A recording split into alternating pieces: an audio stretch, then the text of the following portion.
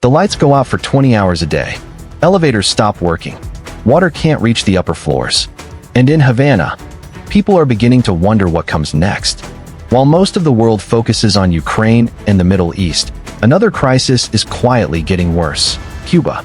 This week, the United States escalated tensions dramatically by charging former Cuban leader Raul Castro in connection with the 1996 shoot-down of 2 civilian aircraft. Washington says justice is long overdue.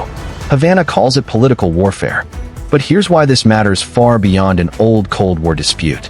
At the exact moment these charges were announced, millions of Cubans couldn't even watch the news because the country was trapped in massive blackouts caused by severe fuel shortages. And many people in Cuba believe that's no coincidence. The Trump administration has tightened economic pressure on the island, pushing what critics describe as an unofficial fuel blockade. The result? A country already struggling with inflation and shortages is now facing near-total energy collapse. In Havana, elderly residents are trapped inside apartment buildings because elevators no longer work reliably.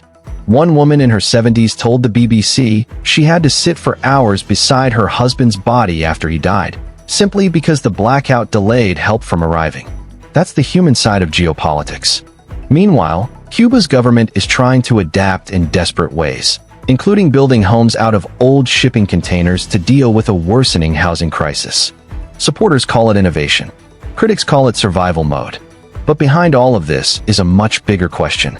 Is the United States trying to pressure Cuba into reform, or pushing the island toward collapse? Because Washington isn't just talking about sanctions anymore. U.S. officials have openly described Cuba as a national security threat. And after recent American military actions abroad, some Cubans now fear the possibility of direct confrontation. Still, many on the island remain defiant. Venezuela is Venezuela, one construction foreman said.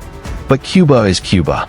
And maybe that sentence explains the entire crisis better than any political speech.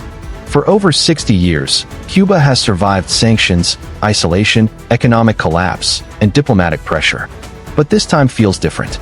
The blackouts are longer. The shortages are worse. And the geopolitical temperature is rising again, just 90 miles from the United States. The real question now is not whether Cuba is in crisis. It's how far Washington is willing to go. Do you think the U.S. is pushing for democracy or regime change?